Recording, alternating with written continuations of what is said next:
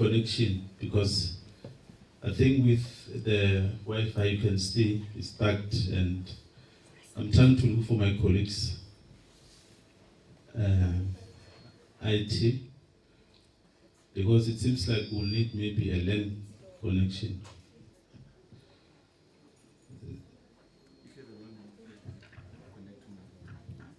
So you can try yourself. A cable LAN. Okay. Yes. So slow. But if you use a cable, same thing. Okay. Yeah, because the HOD would want to is going to address us through the. You can use your own. So the router is better. No, yeah, your own Wi-Fi, your own data. So if you have a long cable, you can connect to.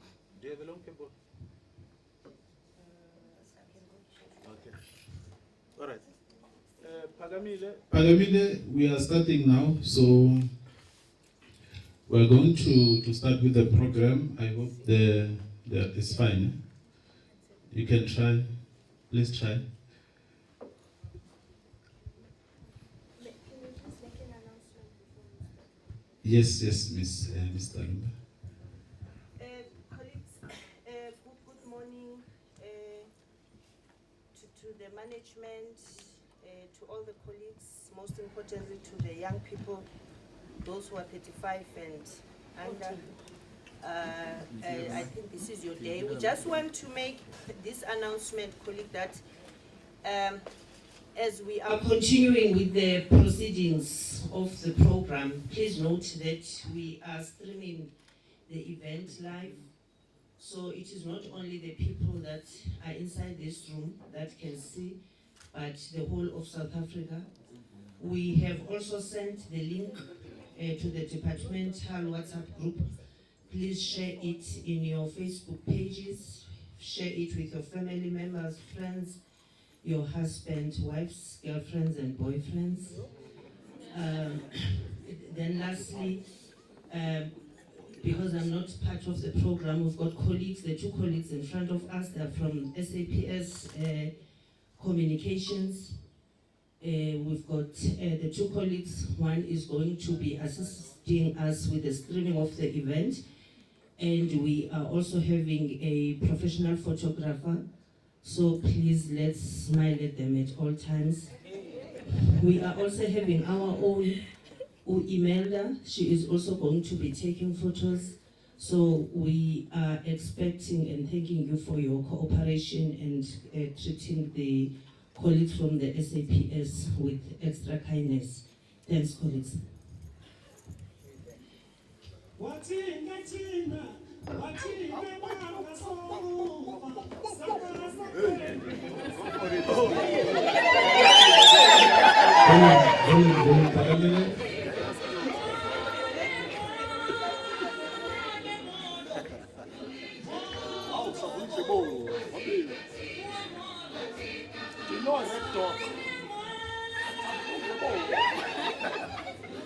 Okay, colleagues, we're going to have a lot of musical items.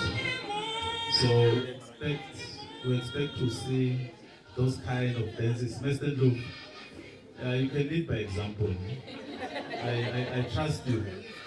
So we'll allow the music to play so that we enjoy the event. And maybe for 30 seconds, Pagamile, you can let it play so that we can see who dances better. There are prizes for that as well, as you can see. Jiga Majika, ne?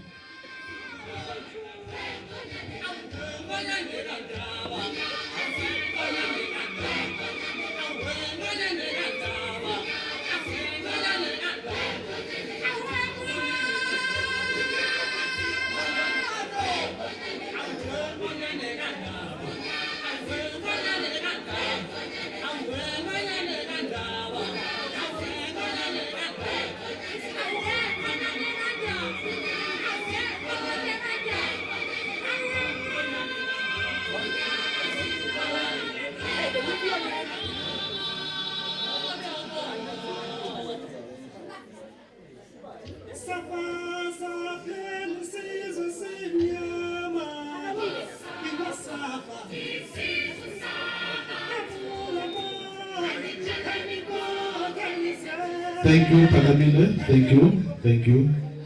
I want us to start with the program, colleagues. And we apologize once more for running a little bit late. I'll ask my sister Nontombi to open our session with a prayer. Then we'll move to item number 2. I thought you have received the program, but one of my colleagues will quickly organize that. We'll move to item number 2, and then from there we'll play a music. Then we'll expect our HOD to give us the keynote address. So, over to you, Sis Ntombi.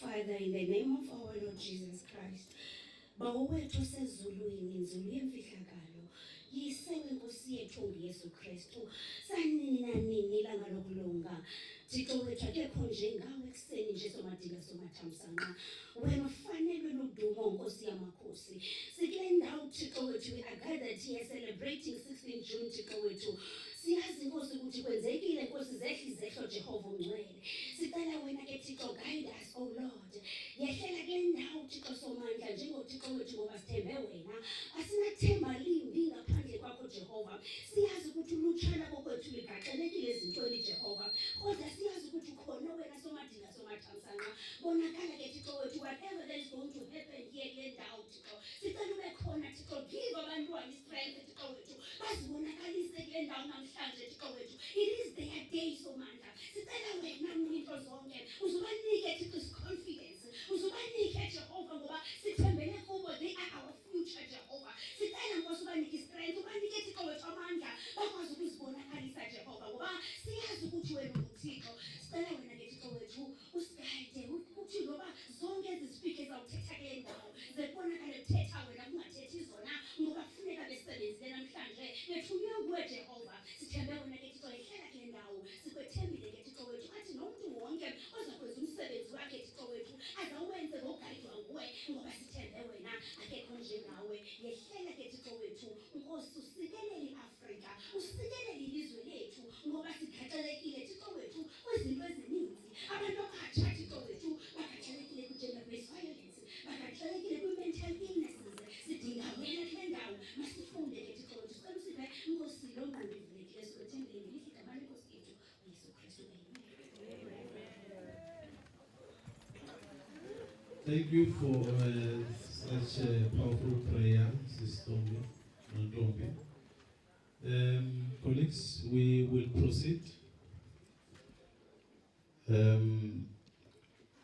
We are hoping to be done by 1 o'clock, so we'll try to push the time. Under item number 2, our chief director was supposed to provide or to give us the purpose of the day. She's not in, she's not well, and I will deal with that. She gave me the message. So, colleagues, we are here today to celebrate the youth of 1976, Mr. Mugere, right? I like your smile. It encourages me. So, you know, it is important that as a department we we do recognize the contribution of the young people at the time. We are very much familiar with this, with the youth of 1976. And it's not the first time we do it in the department, we do it every year. But it's something that we must also take into maybe to appreciate their effort and contribution.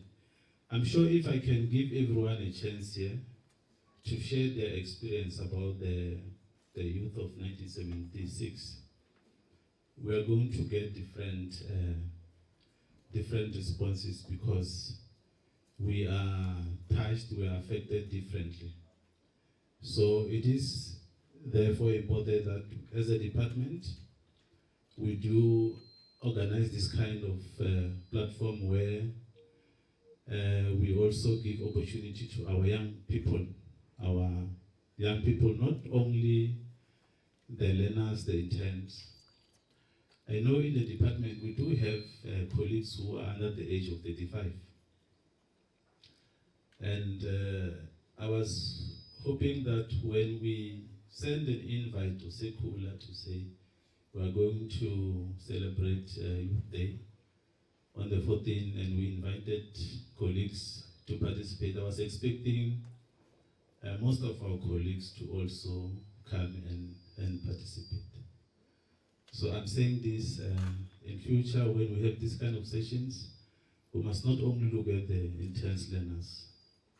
We need to take advantage of this kind of platform that is created for us as a young people. So we are going to have a lot of activities. We tried to make it exciting because we have brought in different activities. I'm just worried, colleagues, that you don't have agenda, but I hope it's coming. My colleagues are busy with that. We'll give an opportunity to our colleagues who were born before and after 1994 to share their experience. And we're also going to have like Saraphina dance by our learners. They are prepared. And we'll also have a poem that talks to GBV, right? Yes. And we have invited ICAS colleagues to touch on the issues about or around the drugs abuse. And we're also going to give opportunity to our veterans. We've got veterans in the department. There are a lot of veterans. Belgis is one of the veterans. So I wanted to hear her experience, But unfortunately, she's got other role that she's playing, and we really appreciate that. Because I wanted to hear, where was he in 1976, that kind of experience. Because my experience to Mr. Ndlovu, CFO, is different. Oh, you were not born at that time. Yeah, because colleagues, this you might take it for granted, but it's very important. When this kind of things happens, it depends where you are. I want to share maybe it's an experience or a joke, because if you remember 1990, there were a lot of things that were happening. But in our rural areas there, the toy was about maybe killing witchcraft, which was different to the real reason for that uprising in 1990. So we might take it for granted, this kind of thing. So I want to hear your experience. CFO, I know at that time you were there, so you will share with us. Mama Tom, other colleagues, will also give opportunity to our other colleagues to share. And then most importantly, colleagues, because we want to have or want to involve or decided to involve our young people. There is an item where we're going to have a debate where they're going to deal or deliberate on the ICVPS, but when it comes to that, my colleagues will talk about that. And we'll have another round of Saraphina dance. So with that, I just wanted to indicate the purpose of this nice and beautiful event. Mr. Ndlovu, the problem is if you give people like us the opportunity to speak, we can speak forever. So I'll try. I'll try. So now, Pagi, let's have the musical item while we are checking the readiness of our HOD, because now we need to give him a platform to give us that keynote address. If we can have a song. Sister Ntombi, while she's trying, can you give that very powerful song so that we prepare our DJ? Lina kiarata ubo mangelo itabe yasioni liba halelela lina kiarata ubo mangelo itabe yasioni liba halalela lina kiarata ubo namangelo itabe yasioni liba halalela haidu mayatamaya kono ya elia haidu mayatamaya kono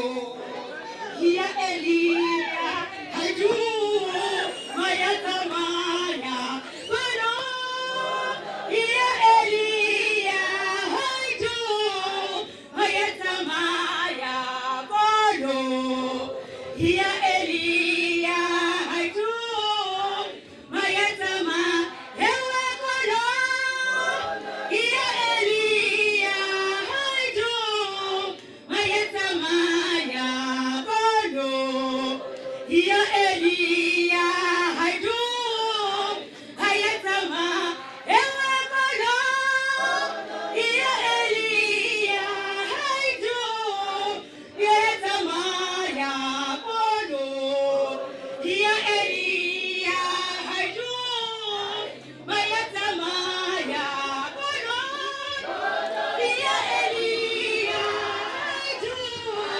mayatamaya kono ya elia haidu mayatamaya kono ya elia haidu mayatamaya kono ya elia lina kiarata ubo namangelo itabe yasioni. Thank you for that, Sister Ntombi. That's very nice. Thank you, colleagues. Thanks for your participation as well. Now I want to try. I hope some is gonna work because we don't have an aux, and now we just want to improvise because when we speak, I hope with this mic you are going to hear him. I'm going to hand over now to Mr. Sibuyi. I saw him. I hope he's ready now. In the bottom right corner. No, that's you. Oh, that's me.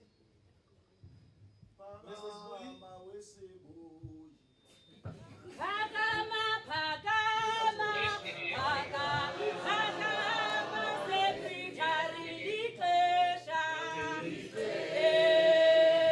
lifike. Phakama,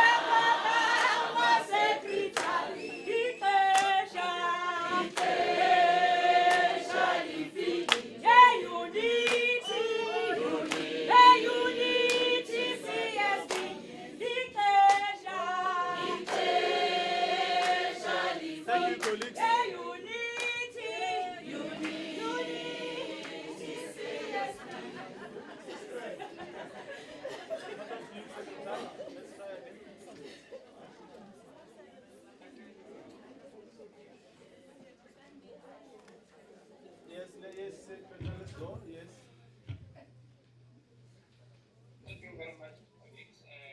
To the program director for affording us the opportunity to have this conversation. All the chief directors within the CSP, members of the South African Police Service, the IPIT, members of SIRA, all our esteemed guests, members of the entire CSP organization. I'd like to take this opportunity to actually greet you this morning and appreciate that we have taken an opportunity or time to organize this event. It's an event which is organized at a very critical time in the history of our country. As we're all aware that we've just come out of elections now, with the results that are so challenging in nature. And as we sit here today, members of various legislatures across the country, including the National Assembly as well as the National Council of Provinces, they will be sitting, or they are currently sitting, in an attempt to constitute our government, both provincial and national, after the historic elections. Our prayers, as they deliberate and attempt to constitute government, is that the interests of the people of this country are going to be occupying their hearts and minds as they deliberate. We are prayerful that in their deliberations and in the formation of the seventh administration government, that all the personal and political differences will be put aside, and the interest of the people of South Africa across racial lines, across ethnic group lines, across all the divides will be put aside and focus on the interest of the people of the country. The celebration of Youth Day is one of the most important historic days of our calendar, or in the calendar of our country.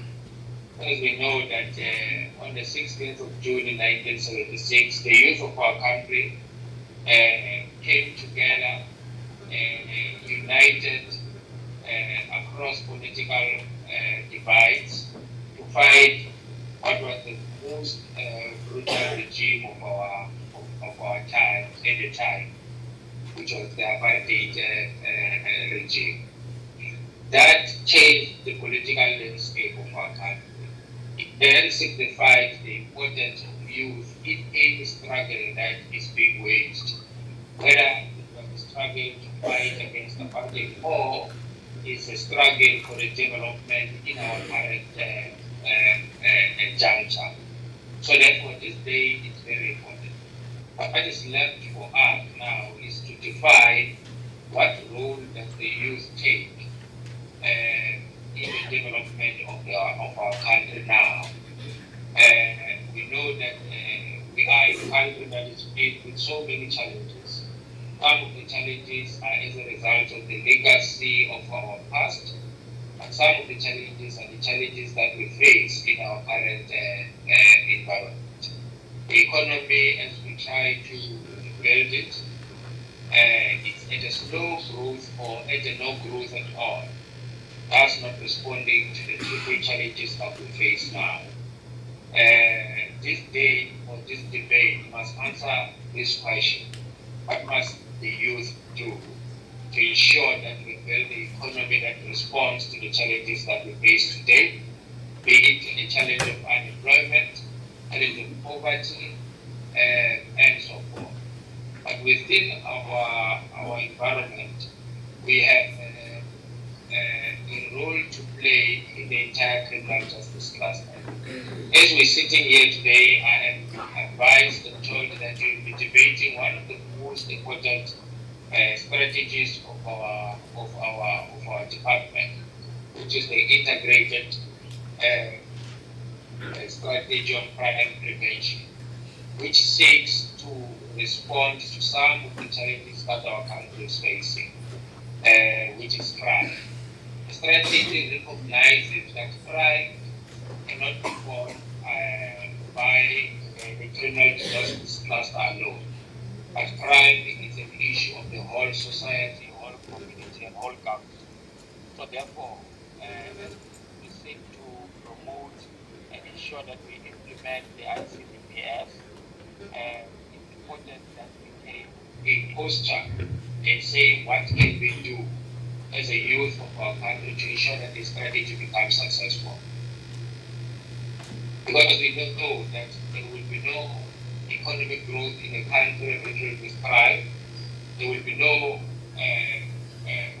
investment in the economy in a country which is riddled with crime. Therefore, the ICPS plays a very strategic and important role in ensuring that the entire government, the entire society, all stakeholders are mobilized and brought together, and we fight crime as a unit or as a force of society. Therefore, it's important that as we debate, we understand the context within which the department plays in promoting the economic growth and other social activities within our communities and in our government. Therefore, with those few words, I want to encourage and say to everyone who will be taking part in this today's event to ensure that we successfully participate, to ensure that we assist the department to take the center stage.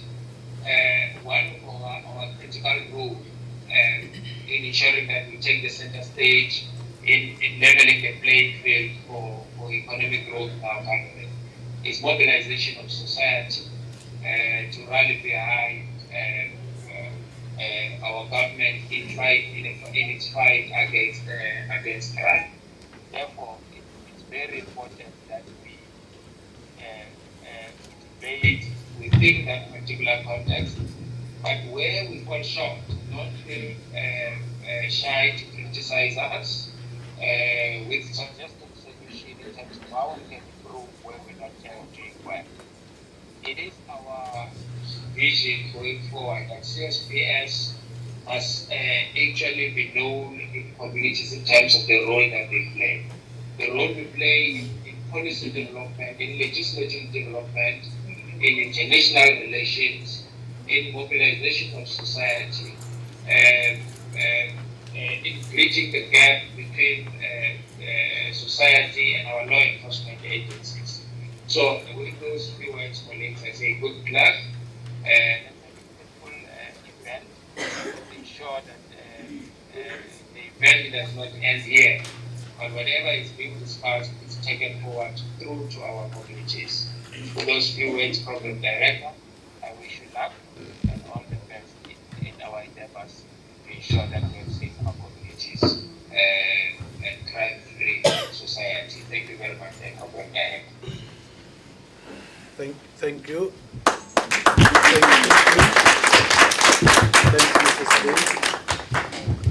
Thank you, Mr. Sibuyi. Seems like we're having a problem with the mic. All right. Pagi, musical item, proceed with our program. Mic or no mic, we're still gonna proceed. Ne? Yes. Yeah, with that high spirit. Ne? Yeah, so now let us prepare our Saraphina dance group. Just that song, nice song, while we're preparing Pagi.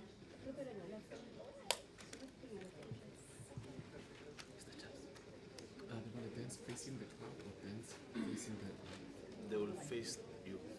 Yeah, I'm gonna move this way. Oh, so they will face the crowd. Yes.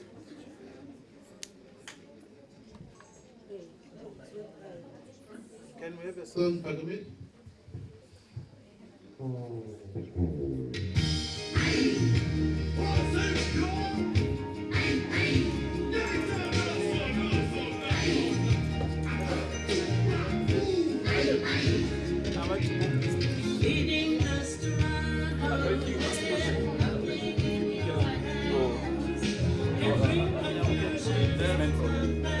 You must push it, yeah. Yeah, let's push it.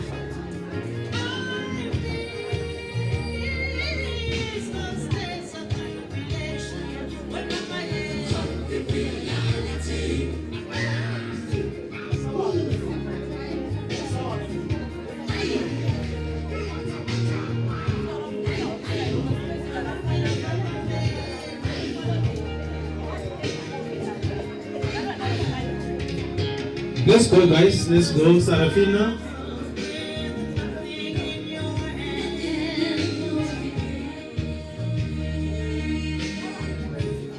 I don't think we'll still need the projector. Maybe we can remove it so that you have more space. No?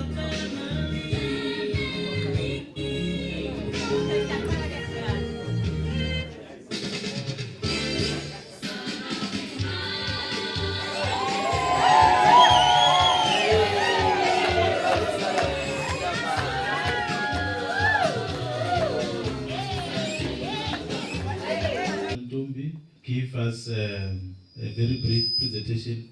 Says Mavis, can you come this side? There is a seat for you. I want them to say something, please. Please, Says Mavis, if you can just walk and then a little bit. Yes.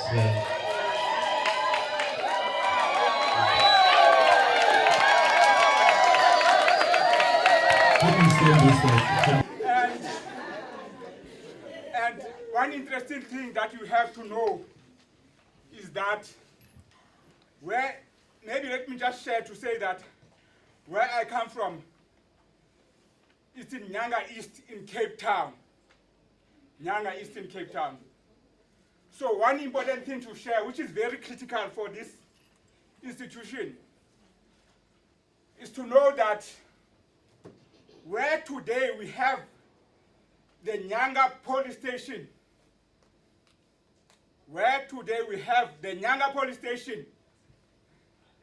it used to be a big bottle store. Where today we have the Nyanga police station, it used to be a big bottle store. On that day, in June 1976, we woke up like normal, went to school, and I know there was a guy whom I was a friend with. We went to school. It was just even before the 10 o'clock break, because we used to have a 10 o'clock break those days. So before the 10 o'clock break, there was this guy. His name was Johannes. And Johannes, he was an elder person at our school, but he was the eldest. He was in the senior class. So I was a friend to his brother. Sure, before breakfast, before the 10 o'clock, we saw Johannes coming with the people which we used to call then comrades. Johannes came chasing everybody out of class. As the young people were so happy to go home early that day. All he did the gates used to be closed, but that day the gates were open. All the teachers were just all over, all of us going out of the gate. So you must understand that as much as I come from Nyanga, I used to go to school in Guguletu. We'll normally take a bus, but that day, after school, 10 o'clock, we decided to walk back to home. On our way, walking back to home, hey, then we hear the noise coming from another direction. We ran to that direction, where the noise was coming from, only to find that this big bottle store was being burnt down. The big bottle store was being burnt down. And what was interesting is that when we came there, but what was interesting is that the comrades, the people that we refer to them as the comrades, they were actually watching that there should be no one that must go there into that bottle store, but that bottle store, because the understanding was that alcohol was brought to the township to damage families and to destroy our minds. So that is why it was the first target when we went there, because the understanding was that it was a... So we, the young people, when we came there was a comrade at a petrol garage. So the young ones like us were sent to go and fetch petrol.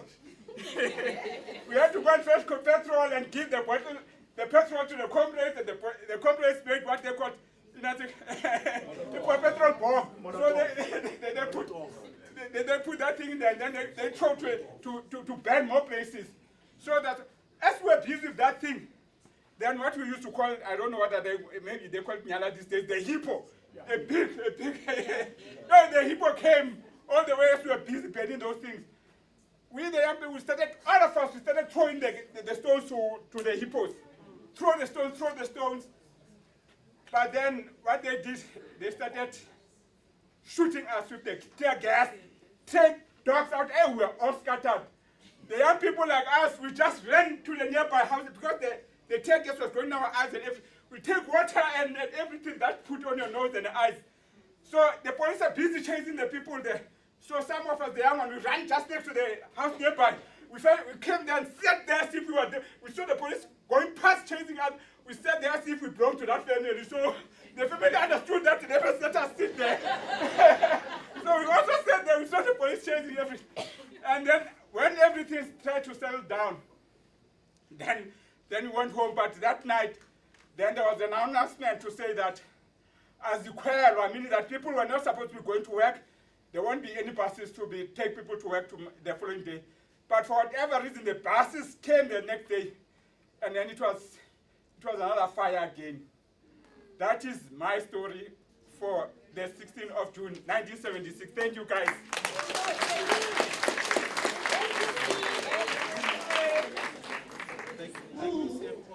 Thank you, CFO. Because some of us, we can only relate maybe from the movies and stuff. Let's give him a round of a big applause. And then, as we move, I will just give just 1 minute, Mr. Dove, our last veteran for today. Other veterans will give them a slot next year when we have this session. Over to you, Mr. Dove. Morning, colleagues. Morning. Is it still the morning? Oh, okay. From my side, what I can say is that in June 16, 1976, I was doing Standard 6. It's called Grade 8 now. But I won't go there in the interest of time. Just to indicate, in fact, I was invited to speak, but I was advised by my doctor not to speak because of my condition, which I won't divulge right now. But I was tempted by the speeches of the people that spoke before me, especially Ubab Pogo, when he spoke about the Ntswalos, because most of the people do not want to accept that almost all of us are the Ntswalos. Why? I'll answer that one with a question that I'm going to impose to all of us. Are we aware that there's this name that the police are called by?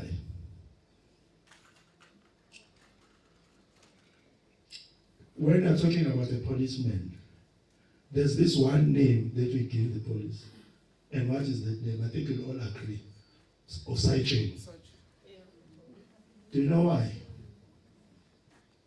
The main reason for that is that the highest rank that a black person could get in the police was a sergeant.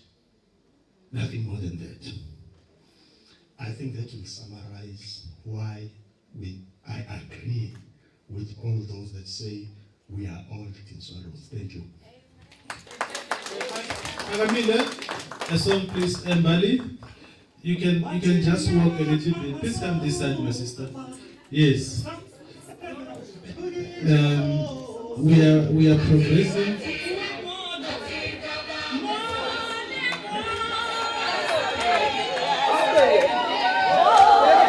Where's Sister Roda? Please come, Sister Roda. I'm sure the cameraman. No, for a picture. No, face that side. Please face that side.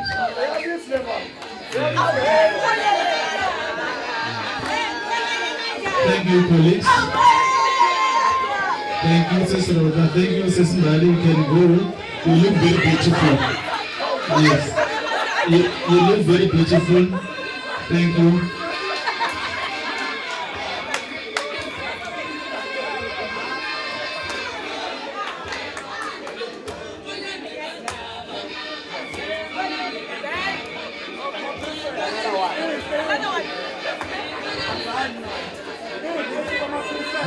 Sorry. Sis Lindo, I do not see you. Please stand up as well. Lindo, Maupa, please come as well. I do not see colleagues. We need to acknowledge our colleagues who made a lot of effort in terms of getting the full uniform. Yes, thank you. Thank you, colleagues. You look beautiful. Thank you. Thank you. As we proceed, Ikas, you can come in so that you take us through that. Colleagues, we're almost done. This is the last item. From here, we're going straight to debate. Then we are done with the program. I know we don't have, no, we will have another round of Saraphina, but I mean, in terms of the speakers, over to you. Thank you so much, Program Director. Good morning, colleagues. This is Comfort Sitole. I am one of the therapists and training facilitators. Comfort, Comfort. All right, I think I'll just speak on my own. As I said, my name is Comfort. I'm from Lera Wellness, so that is formerly known as ICAS. We're here today. We received an invite to speak about substance abuse. So generally addiction, not just substance abuse. So I think, colleagues, there's never a good time when we're celebrating Youth Day and never speak about the issues that are affecting the youth. And substance abuse is one of those issues, that are central to the problems that we're facing as the youth. So from this session today, what I'm hoping that we're gonna achieve is just maybe to shift the notion of the problem that belongs to certain people to it's our problem. All right, because normally we always imagine that, substance abusers, it's their problem, it doesn't affect us, but the reality is that we are all impacted, one way or another, in terms of crime, in terms of job issues, we are all impacted. So from this topic today, I'm hoping that we'll also just learn maybe how to define substance abuse, understand substance use, dependency, and also substance misuse. Also, recognizing the signs of a substance abuser, also the available support structures that you can reach out to in case maybe you are one of those people that are struggling with an addiction of any kind. All right. So let's look at instant gratification. So generally what happens is that you find that most of the users, it's mainly always about satisfying a need or a want right now. they never really imagine of the consequences in the future of what their use might, bring in their lives in terms of the impact financially, in terms of their health, in terms of their performance at work. So many impacts that we can identify. So despite the immediate, so when we're talking about the immediate gratification, so a person will be looking for instant fulfillment, so they want to be fulfilled just right now. It would also be impulsivity, so not necessarily thinking at that time to say, if I try this out, right? And I would imagine, many of us here would have been exposed to substances before, either someone offering, or someone inviting, or by witnessing. Whether it's in the community, it could be at work or at school, substances are there. That's the reality. So it is associated mainly with, so you'd find a lot of substance users that there could be underlying issues, why they are using. Others, they have identified the reasons why they are using. Others, they struggled to sort of identify why are they using. So it would be, firstly, sometimes it could be immediate pleasure, just enjoying at that time. Those who are using substances recreationally, maybe after a party or maybe during a party, they would use those substances purely just to, have fun at that time. Others, it would be avoidance of underlying issues. It could be childhood trauma. It could be issues that are happening in the household right now. It could be issues, marital challenges. It could be issues between yourself and your manager that you don't want to focus on, and then you use something to cope with whatever stress that you are feeling. And that use could potentially lead to sort of recurring use where you constantly use or find yourself using more often. So the need to feel good fast, all right? As I was indicating that mainly there are underlying issues, right, that a lot of people would want to avoid. It's very uncomfortable to deal with pain. So usually people would use then substances. Alcohol, for example, is widely available, socially acceptable. Anywhere you go, there's alcohol. People keep it in their homes. There's alcohol in taverns. It's available, all right? So usually alcohol is the most used substance. And generally they use, as I'm saying, socially, it starts with just, having fun, socializing. You are in an environment that allows the drinking of alcohol, you end up using. But what happens is that the more you use, the more you get used to the substance. So your body wants that substance more often. So the body, colleagues, can function without any substance. It doesn't need cigarette, doesn't need alcohol. It can still function without a substance. But what yes, I am serious. So you can still function, colleagues, without a substance. So what happens immediately when you put in that substance in your system, your body gets to be excited, all right? It reaches a peak of excitement. So think of the time when you took alcohol the first time, all right? Think of the time when you smoke cigarette, for the first time. You get that high, all right? So what happens is that after that high, because it was pleasurable, I would imagine, then you find that you want that pleasure all the time, that you keep on increasing the use. You end up using more because you want to feel what you felt the first time. But what happens is that the body obviously gets used to the substance, that the minute you take maybe a glass that you took the first time, it doesn't have the same effect, So you might want to increase the dose or the use, just to reach what you reached initially, which is the same. And I'm saying this because I want you to imagine how it must be when it comes to, extreme, substance abuse. So also, there's also a myth that says people who are abusing substances, we can actually see them, all right? Not always, colleagues, all right? So it could be me standing in front of you speaking about substance abuse here. It could be your manager, it could be a friend, it could be your parent. We cannot always see. There are signs which I'll speak about quickly, but we always need to look at it, we always say addiction is very complex, so there are people that are addicted, but somehow they're still functional, somehow they're still productive at work. but you find that other aspects of their lives, are deteriorating. It could be their health, it could be their finances, but at work, that person is highly functional. All right. Okay, let's move to this one. So, as I said, that I wanted us to speak just about addiction, not necessarily about substance abuse. So somehow you probably are addicted to something, right? Yes, it may not necessarily be a substance, like a drug, but you probably are addicted to something. It could be caffeine. How many of us drink coffee in the morning before we feel like we can function now?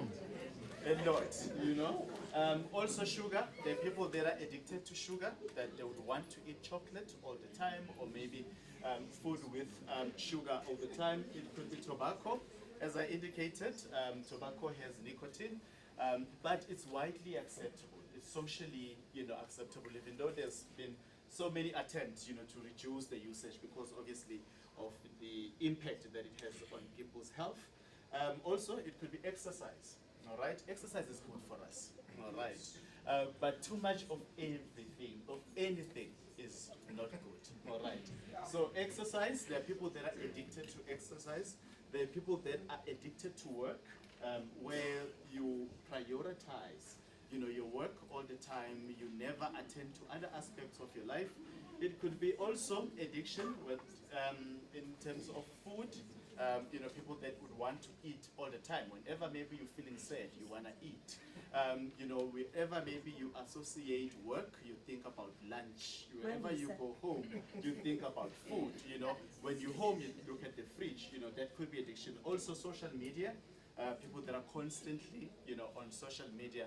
And remember, like I said, colleagues, excessive use is what we call then the dysfunction. All right. We're not saying don't be on social media, or don't eat, or don't open your laptop, but now excessive, use of it.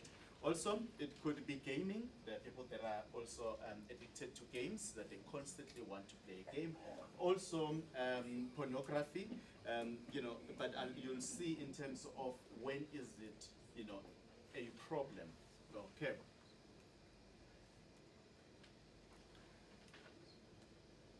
So, addiction, colleagues, is a mental health problem. So even if you can go to your doctor, all right, they will tell you that it is a problem. Even your medical aid would cover it. If you are struggling with a medical, with addiction, we consider that, we categorize that as a mental health illness. Can it be cured? All right, like any other mental illnesses, we're saying it can be managed, all right? So you can always improve. It doesn't mean that because now you are addicted and then you lose hope and say there's no need, let me just continue. So it can be managed, with the right support around you, with the right coping mechanisms. You can improve, you can find better ways of beating the addiction, but you are always going to be prone to addiction. So at any point, if you are triggered, you might go back and relapse. Okay. So here are some noticeable signs. Always, colleagues, not necessarily that you are an addict if you identify with some of the signs here, but I think it's very important that we keep an eye, all right?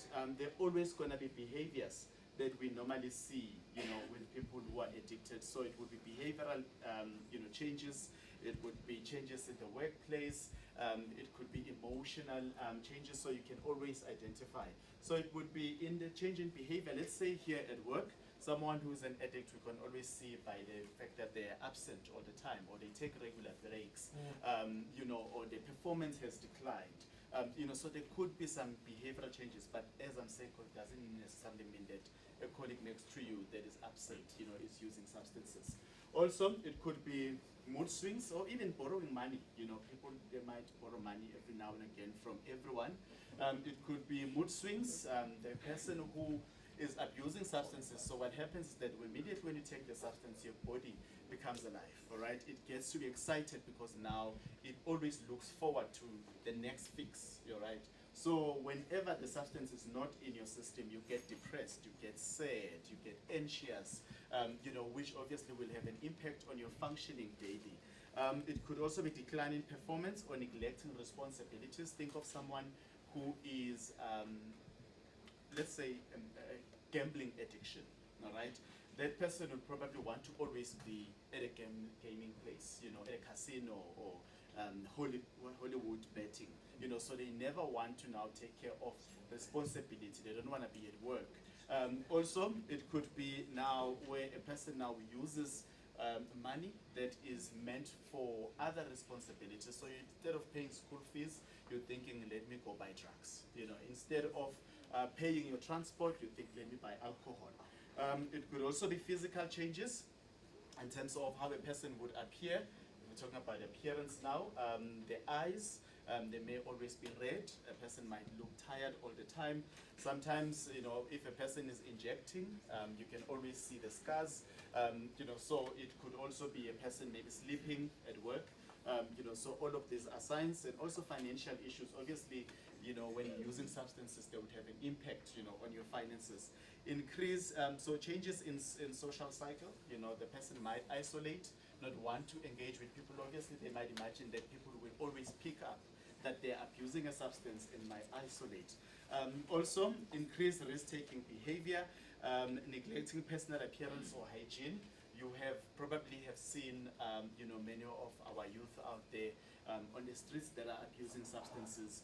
You know, so obviously when you take a substance, it affects the part of the brain that actually reminds you to say, go and bath, you know, go take care of yourself.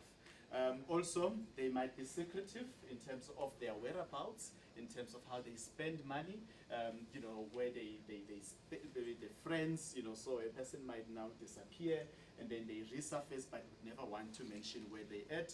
Also, it could be genetic predisposition, all right? So very important to note, these colleagues, that addiction can be genetic or it's hereditary, all right? That if maybe, let's say, your mother or your grandfather suffered from addiction of any kind, it's most likely that it can run in the family.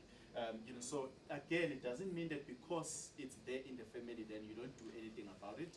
You still take action, you know, just to help yourself, you know, to manage. Okay. So the dependency on the other side, I'm going to be quick here. So I was indicating earlier, colleagues, that, you know, the system, your body, can function, you know, 110% without a substance. But obviously when now you have introduced your body to a certain substance, the body wants more of it, that in the absence, it can't function, all right? So the dependency now is where now you are reliable, you know, so you are relying on a substance for you to actually get through the day. So without the substance, you might find yourself not being productive, you might find yourself feeling sick physically. So in the absence of the substance, so the body will complain, it will have some withdrawal symptoms, you know, where it wants, you know, the substance more often. So it sort of continues the use, the sort of a repetition, you know, but there are people that would use substances, but they may not necessarily be dependent on them, or may drink alcohol, but may not necessarily be dependent. But there are people that cannot function, you know, without having something to drink. Okay, so lastly, the support and treatment that is available. So colleagues, as I indicated, that addiction is a mental health problem, all right? So let's be aware of that. So just like you would treat someone who suffers from depression, you know, or someone who suffers from anxiety, you know, we don't need to, you know, be tough, you know, on those people. We need to offer support, so be kind. Choose your words, you know, intentionally while communicating. Be informed about addiction, so maybe learn, you know, read about it. You know, be consistent also in terms of your words. Avoid giving instruction. You just want to be there. You want to be present for the person and offer support. So the available support would be detoxification. Again, you can only do that, be assisted by your doctor. So this is where the substance now is, you're no longer taking the substance just to get it out of your system. There is also inpatient treatment. So this would be in a rehabilitation facility, you know, where you go in for a certain period. It could be, you know, 3 months, it could be a month, depending on what you are using and the severity and the impact on your life. So with that inpatient treatment, you will be you will be admitted in a rehab facility. Also, your employer will accommodate you in terms of leave, ensuring that you get the support that you need. Also, outpatient treatment is where you stay at home, you just go and visit the rehabilitation facility and get support. Government has also, it has facilities as well. Also in the private rehabilitation centers, they make provision for people who don't work, so even though maybe you might be on a waiting list. So if you know someone who needs and truly want to be supported and want to change their life, please encourage them to stand up, raise their hand, get the support. So you can't, generally we'll say, people always relapse if they always want to do it on their own. So they need the support from the family members, the colleagues, the friends, just to support them. They need to have the right coping mechanisms, things that... Now we have pillar 1.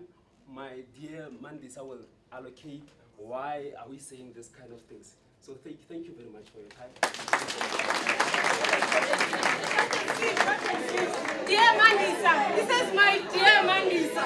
What a lovely team. Hey, dear Mandisa. Oh, but you Mandisa Tinzolo. My dear Mandisa. Magunya Mandisa. Good day, colleagues. My name is Mandisa Nopaka. I'm going to be doing pillar 1, which says an effective criminal justice system. We believe that the strategy is ineffective because some of the departments that are relevant to ensure that justice is served. Is this working? Okay. We believe that the strategy is ineffective because some of the departments that are responsible or mandated to ensure that justice is served, they do not work together. There is no coordination between these departments. To give you an example, the SAPS members will arrest someone with AK-47. However, the suspect will still be granted bail until they're waiting for further investigation. And then they However, a suspect will be granted bail, citing further investigation, even though the suspect was in possession of a firearm, which they are not allowed to possess. The same suspect often commit crimes after being granted bail. I believe that in the Department of Correctional Services, the administration system is ineffective. I'm just going to give you a practical example. With the Thabo Bester case,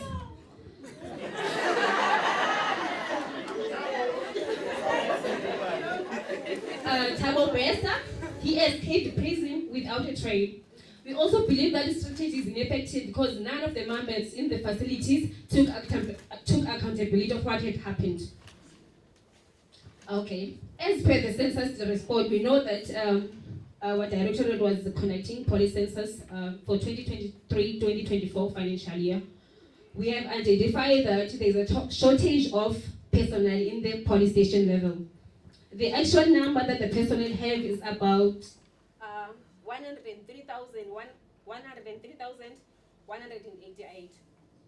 And also they're supposed to have 116,981 personnel at the police station, the entire country. So this shows that there's a gap at the police station level. So it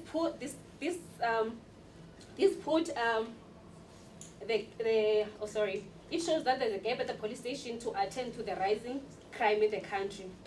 The other challenge that we have is that the investigators, they are not given a proper training when it comes to investigating and collecting evidence.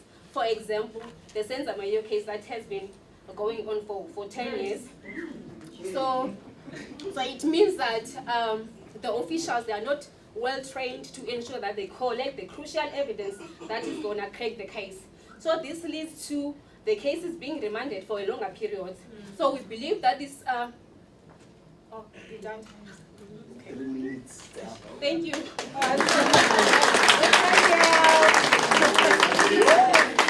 You see why I could not be the timekeeper. She's so cute standing there and it's like, stop. Okay, so So those were the points on the effective criminal justice system, which is pillar 1 of the integrated crime and violence prevention strategy. Now I'd like to welcome the speakers who will be taking us through pillar 2, starting with the team that is in for the strategy. Round of applause, let's welcome everyone.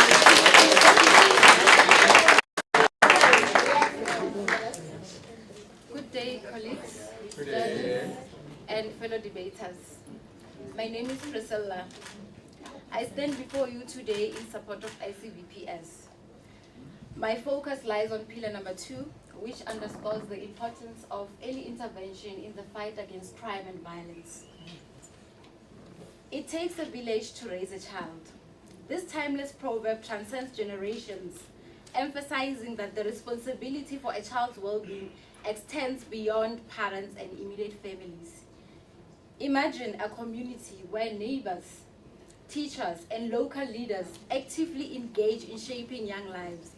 Their collective efforts form a safety net, catching children before they stumble and guiding them towards a brighter future. Safety classes on. You need to address safety measures throughout the entire process. When developing an environment or community, you need to ensure that there is a safe place for kids to play, such as parks. There is enough working street lights. Long bushes are cut to eliminate crime. A good example is Mainland Mall. Most of us here and people from our townships, we do shopping at Mainland Mall. And most of the shops, they close. Most of, sabotage. Okay. Most of the shops there, they close around 9 or 10 at midnight. And it's, most of us here, we are using taxis as transport. And if you can find, if you have to get a taxi outside the mall at around 9 or 10, it means you are not safe. So in Mainland Mall, they now have taxis inside the mall. So by doing so, they have reduced the statistic of crime, because you will be safe even if you are living at 10 at night. Implementation of this strategy will minimize crime and the fear of crime by reducing criminal opportunities. Positive social interaction amongst the users of a space or in a community. Implementation of this strategy will minimize crime and the fear of crime by reducing criminal opportunities. And positive social interaction amongst the users of a space or in a community. This will be achieved by working together as a whole government. I thank you. Pillar number 5, opposing team. Good team, yes.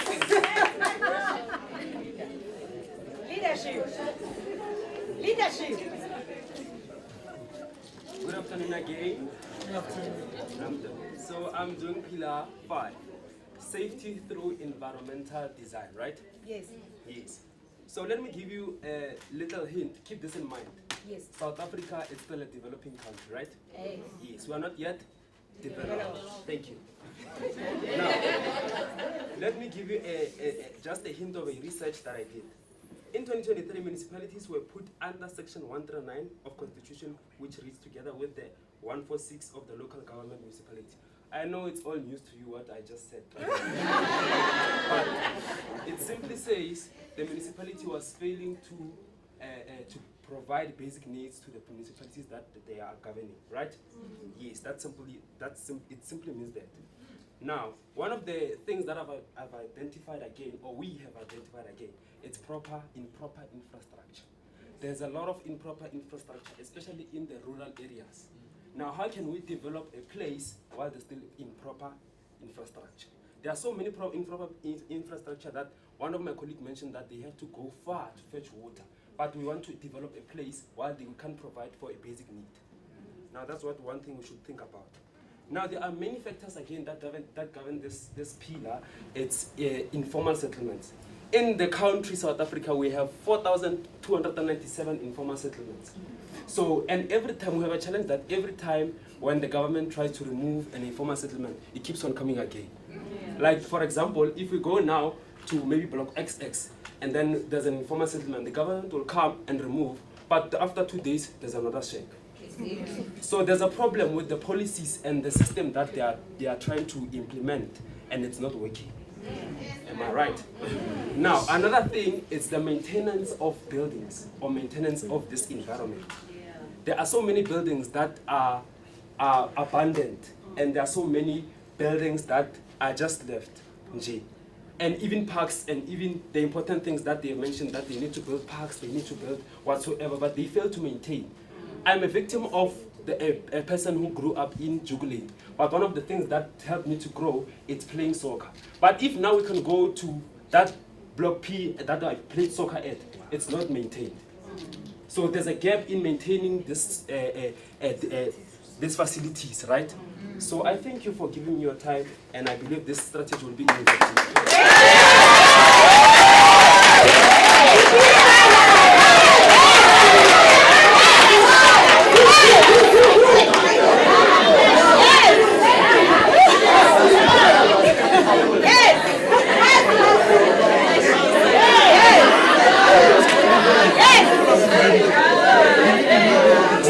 Judges, are you okay? They're not okay. They will fall. Things must not be left just in jail. Don't leave things just in jail. Pillar number 6, that's our last pillar of the Integrated Crime and Violence Prevention Strategy. This is your opportunity to close strong before we call up representatives for closing remarks. So speakers, pillar number 6, a lot of pressure on you. You're representing your team in the pillar section. You're the last ones to speak, but it sounds like you guys have got this. You're not leaving them just in jail. Good day. My name is Naledi, and I'll be focusing on pillar 6, which focuses on active public and community participation.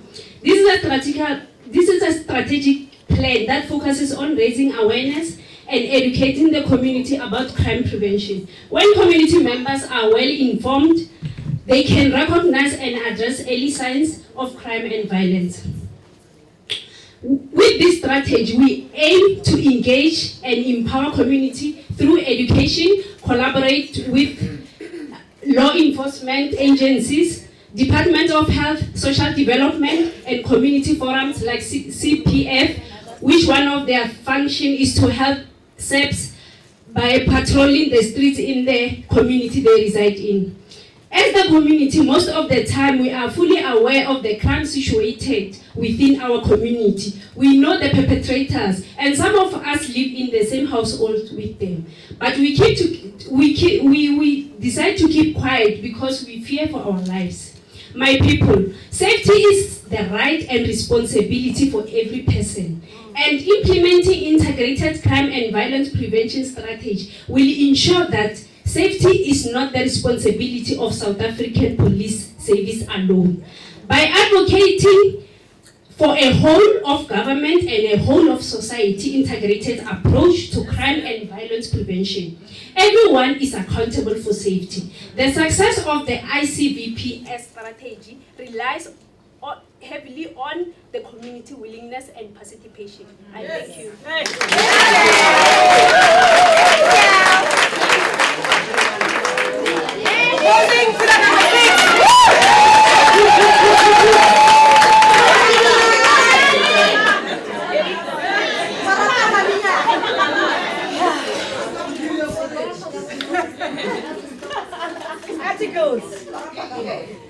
Good afternoon, ladies and gentlemen. My name is Helen Matlachi. I'll be dealing with pillar number 6, which is active public and community participation.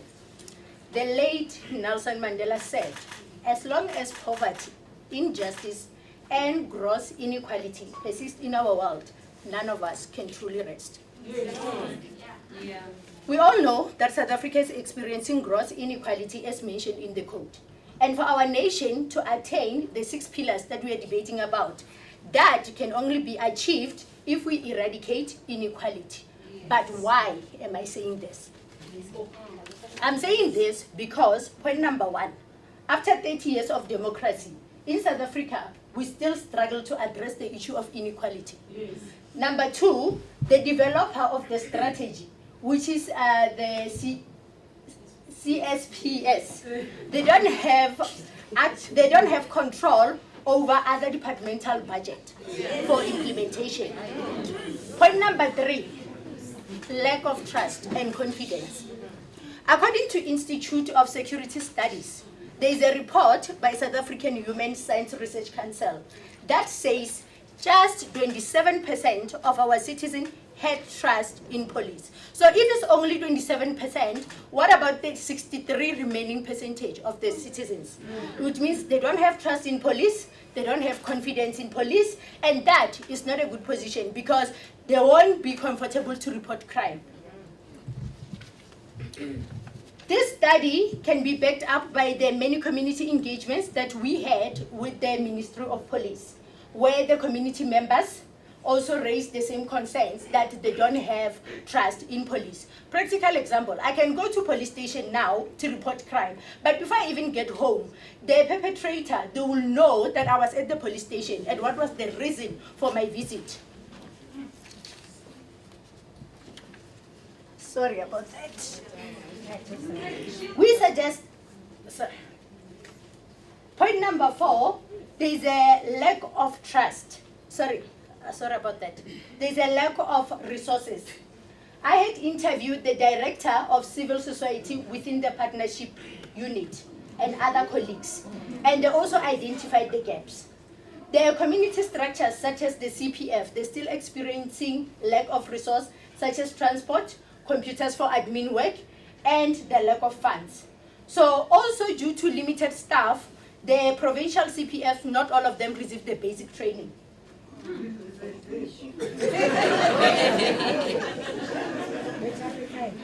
Sorry about that. Oh, I lost it. Sorry. Our team, we still believe that there's...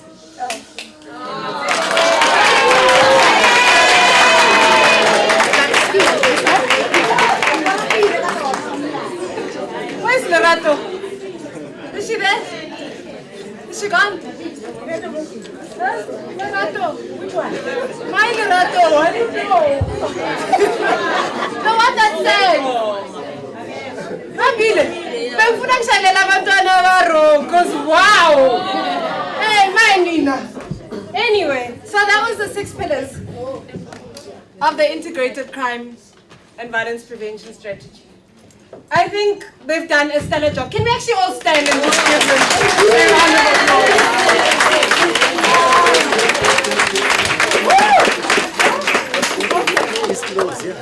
So they've presented you the 6 pillars, why they are for and why they are against the strategy, right? So now I'm about to invite them for their closing or concluding remarks, right? Before we go to the judges, and I think they'll probably need a minute or two just to deliberate on these discussions. I've given you a breather. I hope you're ready for your concluding remarks. Okay. Can we welcome them one last time?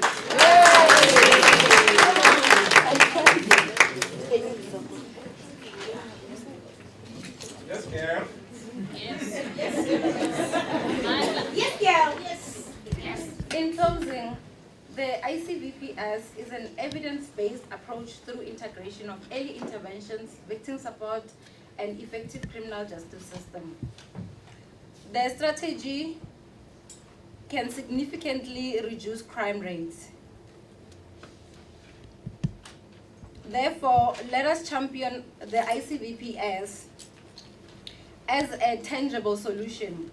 Should this strategy be fully implemented, we foresee a future where crime is not a norm, and a future where our collective efforts create safer neighborhoods, where families feel safe, walking the streets, children play without fear, and the businesses thrive without the shadow of a criminal activity. and a justice system we can truly rely on. Thank you. Good afternoon again. In closing, our team, we still believe that the strategy won't be effective. The strategy is good on paper, but there are a lot of challenges in South Africa that contribute to crime, such as poverty, unemployment, and others, as already mentioned previously by my colleagues. So until we deal with the issue of inequality in South Africa, these 6 pillars is just a pipe dream. Yes.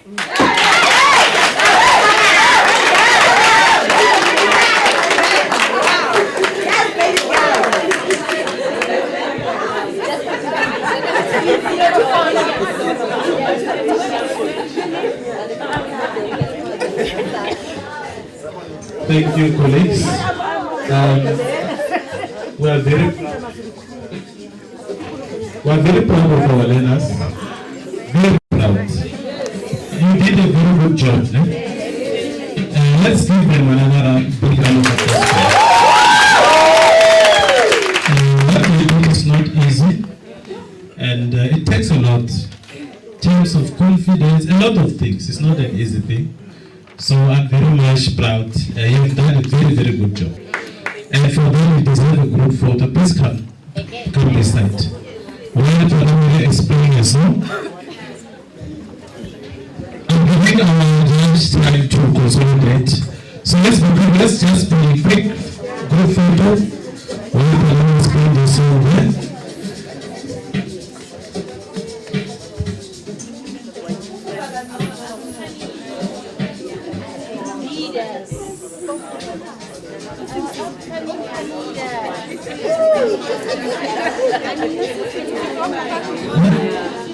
Yeah, group 1, group 2, have your own.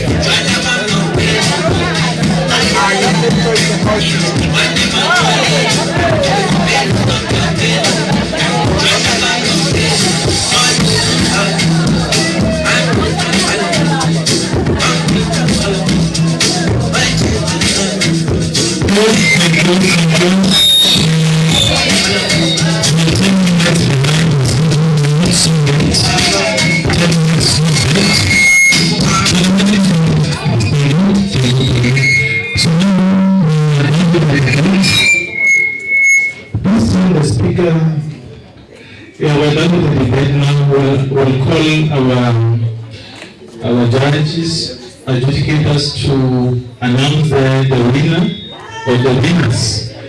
If I was one of them, I was gonna just like Mr. Mahula, what do you think? Do we have a winner of them all of them? All of them, eh? Yeah, but let's allow our wonderful adjudicators represented by Ms. Omas to take us through. You will announce the results. Good morning, everybody. I'm also breathless, not because I danced. Where is Lillian? It's because I'm so blown away. I am so impressed. I was trying to look for adjectives to describe what I heard today, and I'm so fascinated by what I've heard. I'm Just once. Twice. Here we go. So I'm looking for adjectives to describe what I heard today. I'm so impressed. Just for everybody's information, they were given this task just over a week ago. Facilitate. So they were given this task, I think, just a week ago. Can I put this down? Right. And do you know, we're doing this forever in policy development and research. We've been drafting this strategy forever. It was a white paper and it became a strategy. And you see, in less than a month, in less than a week, you got such a very good understanding of this strategy. You looked at the nuances. You know, the arguments you made were so on the spot, they were so cogent, they were so realistic, and you used examples. So we, the judges, by the way, my co-judges, Mr. Dolo is from Partnership Unit, and Ms. Mashlago is from the M&E unit. I'm sure you know them, but just, I don't think we introduce the judges, no. So yeah, and I'm from the policy and research unit, and we were responsible for drafting the strategy. But as I was saying, it just blows my mind that you, in 1 week, could read this strategy so well and make these arguments so coherently. You used examples, that impressed me more. You did research. You know, that South African Human Rights Commission. You know about the Section 149 administration. I'm blown. If this is the caliber of youth that we have in the department, we're going to have very good future leaders. Our task is very difficult because I wanted all the same trophies, right? And unfortunately, because it's a debate, we had to, I really feel like sitting down and sending my other co-judges this part of it. I don't like this. So it was difficult for us to so we have chosen group 2.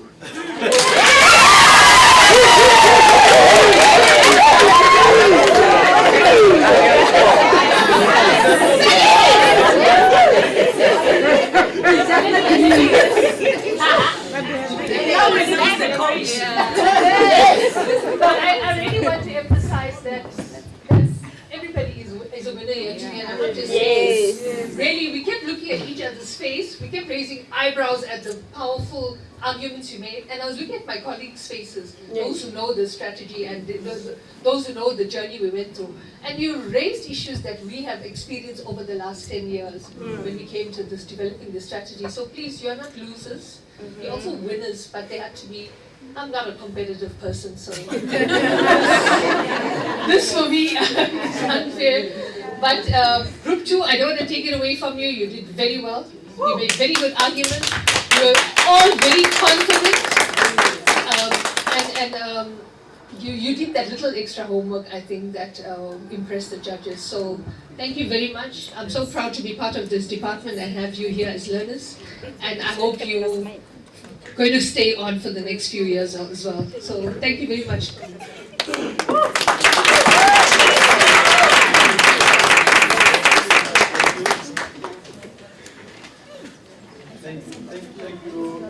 Thank you, Chief Director. Thank you very much. Now we are going to give the awards. Awards, yes. So the winning team.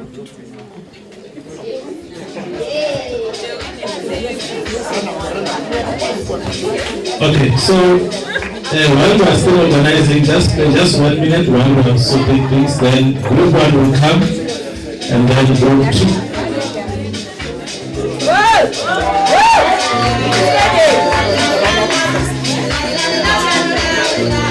Yes, for me, group 2. I mean, group 1.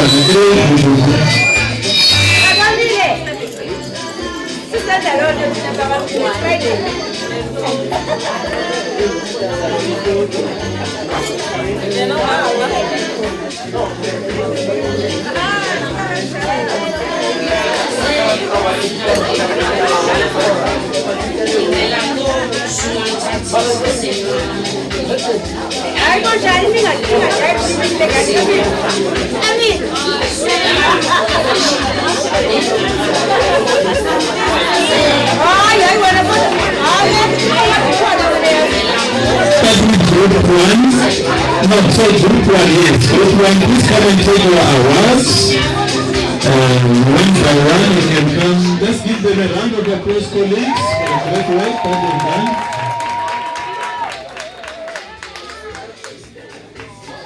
Okay, for camera, you can give us direction, picture.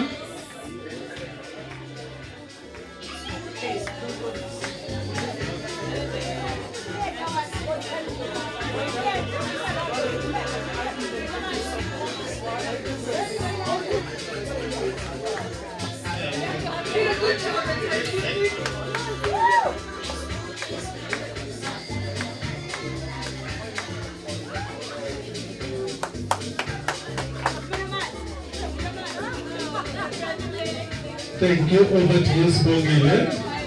That's my colleague. I'm very proud of her.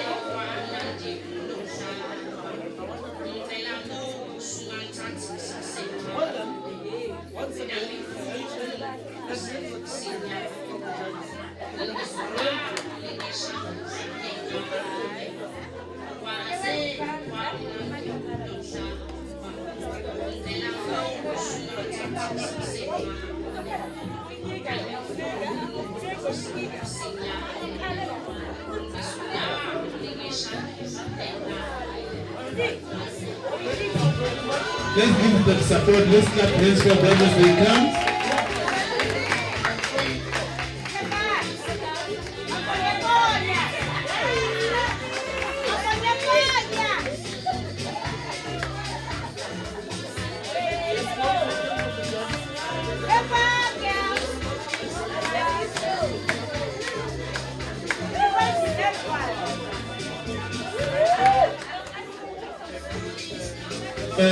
The winning group now.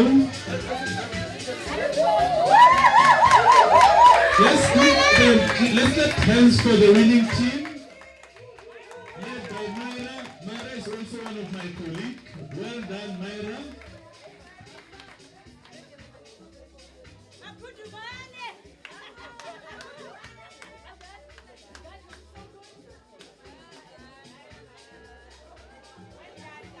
Face the camera, Myra.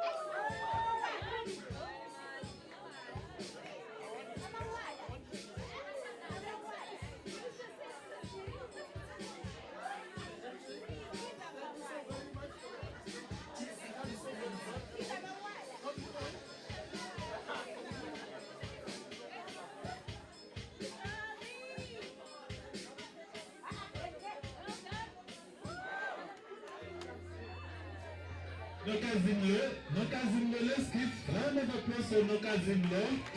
She's one of my colleagues as well. I'm very proud of you, Kazile.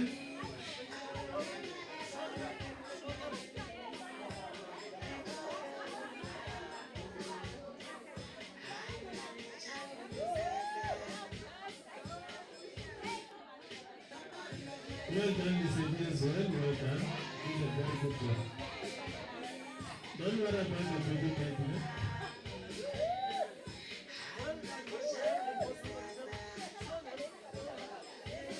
Well done, Lizzie. You did a great work. Forget about the baby daddy.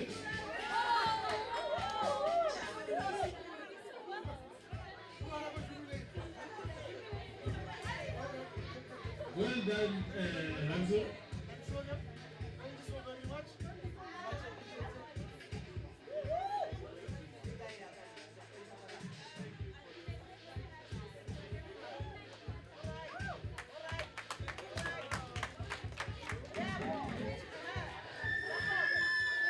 Thank you, colleagues. I believe we've done a very good job.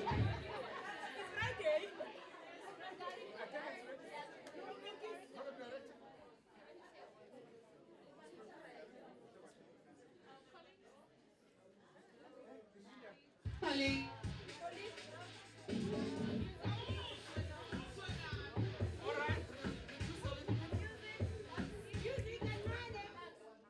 Thank you very much. Colleagues, this debate could never have happened without...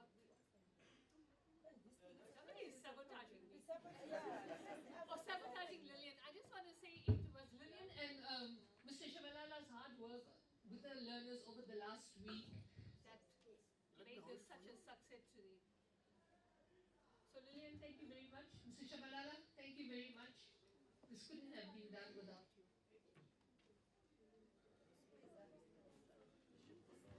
Thank you. I know.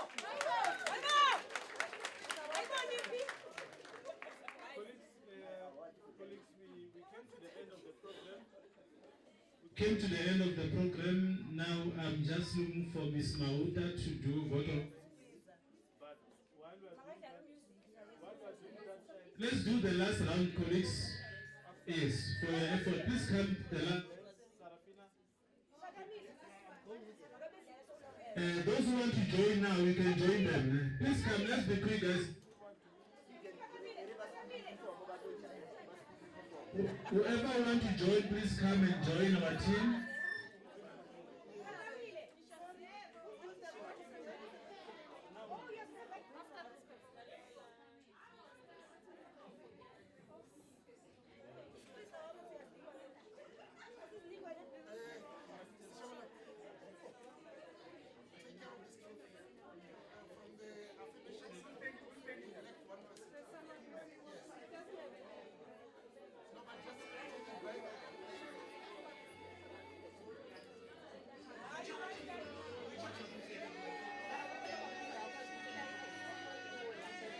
Colleagues, we can join them for dance. Lisadin, come, Kazimlo.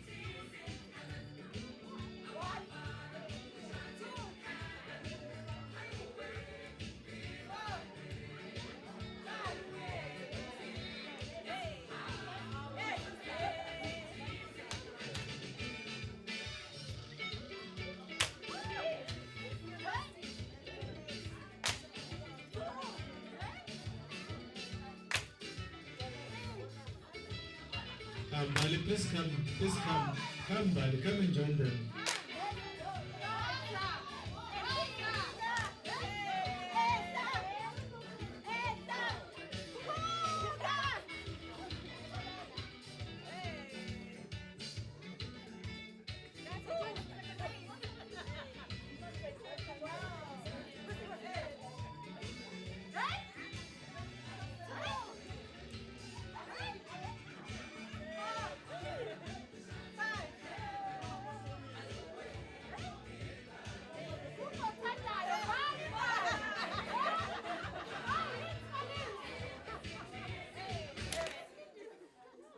Thank you, colleagues. Thank you very much.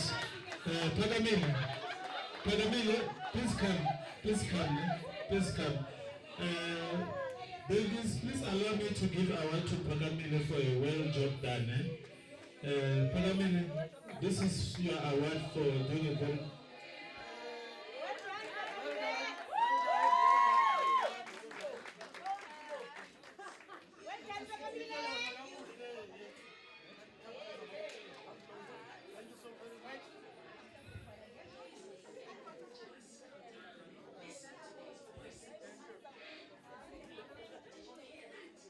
Hello. Yes, everyone. I think we'll let's take this opportunity. Yeah, let me take. I'm having another short assignment to do. All I need to do here for me is just to present the vote of thanks. I think first of all, I would like to thank our youth who actually showed us and taught us about the ICBPS, because I'm sure most of us were not even aware what kind of a strategy is this, but I think this youth here has made us to know what it is. So thank you very much for that, young people. I want to thank the people who organized this event. As it has been said several times, there are people who organized this event. This event didn't just happen. There were people who were involved, so let's thank those people who actually made sure that this event came to existence. But also, as you know that we're streamed live, I think we must also thank the SAPS officials who are here with us to make sure that this event becomes not just a departmental event, but almost like a national event.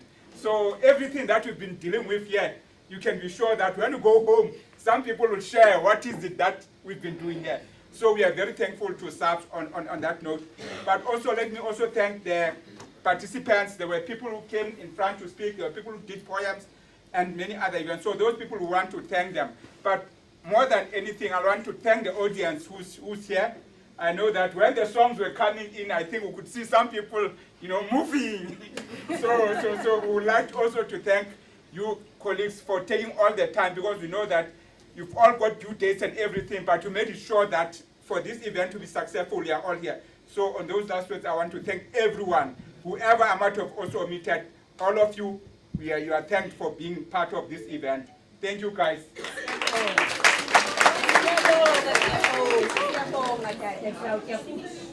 Please, we came to the end of the program, and announcement just for the